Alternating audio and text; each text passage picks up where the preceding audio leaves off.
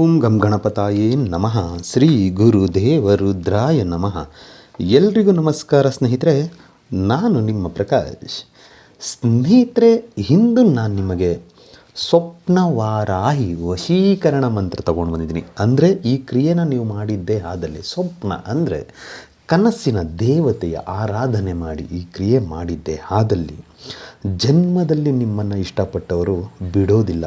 ನಿಮ್ಮ ಹಿಂದೆ ಹುಚ್ಚು ಕುದುರೆ ಥರ ಬೀಳ್ತಾರೆ.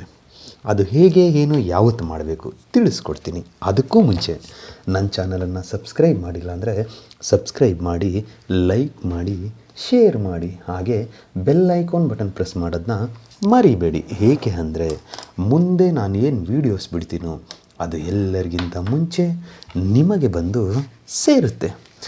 ಸ್ನೇಹಿತರೆ, ಬನ್ನಿ ಇದರ ವಿಧಿ ವಿಧಾನ ಏನು ತಿಳ್ಕೊಳ್ಳೋಣ. ಮೊದಲನೆಯದಾಗಿ ಈ ಕ್ರಿಯೆಯನ್ನು ನೀವು ಬುಧವಾರದ ದಿನ ಮಾಡಬೇಕಾಗುತ್ತೆ. ಇದಕ್ಕೆ ಅವರ ಫೋಟೋ ಬೇಕಾಗುತ್ತೆ. ಅವರ ಫೋಟೋವನ್ನು ತೆಗೆದುಕೊಂಡು ಹಿಂದೆ ಮೊದಲಿಗೆ ನಿಮ್ಮ ಹೆಸರನ್ನು ಬರೆದು ಕೆಳಗಡೆ ಪ್ಲಸ್ ಚಿಹ್ನೆ ಹಾಕಿ ಅವರ ಹೆಸರನ್ನು ಬರೆಯಬೇಕಾಗುತ್ತೆ. ಬರೆದು ಆದ ಮೇಲೆ ಈ ಕ್ರಿಯೆಯನ್ನು ತುಂಬ ಶ್ರದ್ಧೆಯಿಂದ ಮಾಡಬೇಕಾಗುತ್ತೆ. ಏಕೆ ಅಂದರೆ ಈ ಕ್ರಿಯೆ ಸ್ವಪ್ನವಾರಾಹಿ ವಶೀಕರಣ ಮಂತ್ರ ಏನಿದೆಯೋ ಇದು ಸ್ವಪ್ನ ದೇವತೆಯ ಪುರಾತನ ಕಾಲದ ಮಂತ್ರ ಮತ್ತು ಪ್ರಭಾವಶಾಲಿ ಅಷ್ಟೇ ಇರುತ್ತೆ. ಇದನ್ನು ಬುಧವಾರದ ದಿನ ಸೂರ್ಯ ಉದಯದಿಂದ ಸೂರ್ಯ ಅಸ್ತದ ಒಳಗೆ ಯಾವಾಗ ಬೇಕಿದ್ರೂ ಮಾಡ್ಬೋದು. ಒಂದು ಮುನ್ಸೂಚನೆ, ಎಚ್ಚರಿಕೆ ಅಥವಾ ಮುಂಜಾಗರೂಕತೆ ಏನು ಅಂತ ಹೇಳಿದರೆ, ಈ ಕ್ರಿಯೆಯನ್ನು ನೀವು ಮಾಡುವಾಗ ಒಂದೇ ಮನಸ್ಸಿನಿಂದ ಮಾಡಬೇಕು. ಈಗ ಏನೋ ಕ್ರಿಯೆ ಮಾಡ್ತಾ ಏನೋ ಯೋಚನೆ ಮಾಡೋದಲ್ಲ. ಈಗ ಈ ಕ್ರಿಯೆ ಮಾಡ್ತಾ ಇರ್ತೀರ, ಇದ್ದಕ್ಕಿದ್ದಾಗೆ ಮನೇಲೇನಪ್ಪ ಈ ಥರ ಆರ್ಥಿಕ ಪರಿಸ್ಥಿತಿ ಇದೆ ಅಂತ ಥಿಂಕ್ ಮಾಡೋದು, ಅಥವಾ ಮನೇಲಿ ಈ ಥರ ಕೆಟ್ಟ ಪರಿಸ್ಥಿತಿ ಇದೆ, ಎಲ್ಲ ಶತ್ರುಗಳಿದ್ದಾರೆ, ಇಲ್ಲ ಬೇರೆ ಏನು ದುಡ್ಡುಗಳಾಗ್ತಾ ಇಲ್ಲ, ಯಾವುದಾದ್ರೂ ಒಂದು ಈ ರೀತಿಯಾಗಿ ಬೇರೆ ಯೋಚನೆಗಳನ್ನ ಮಾಡಬಾರ್ದು.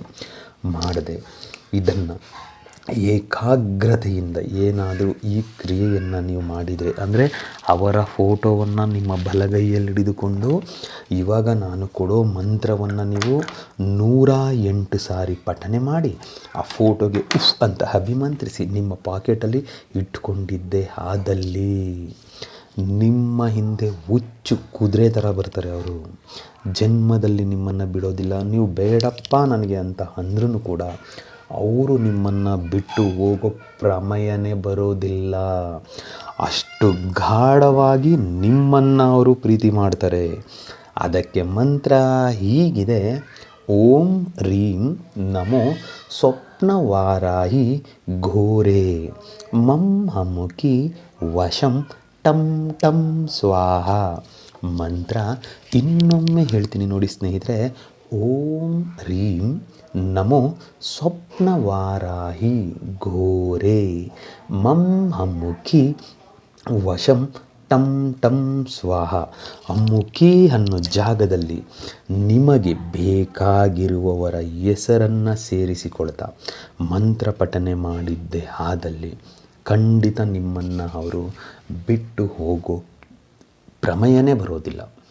ಅಷ್ಟು ಪ್ರಭಾವಶಾಲಿ ಇದೆ ಈ ಮಂತ್ರ. ಒಮ್ಮೆ ಒಂದು ಸಾರಿ ಮಾಡಿ ನೋಡಿ. ಏಕೆ ಅಂದರೆ ಈ ಕ್ರಿಯೆಯನ್ನು ತುಂಬ ಜನ ಮಾಡಿ ಒಳಿತು ಕಂಡಿದ್ದಾರೆ. ಸೊ ನೀವು ಒಮ್ಮೆ ಮಾಡಿ, ನಿಮ್ಮ ಜೀವನನೂ ಕೂಡ ಬಂಗಾರವಾಗಿ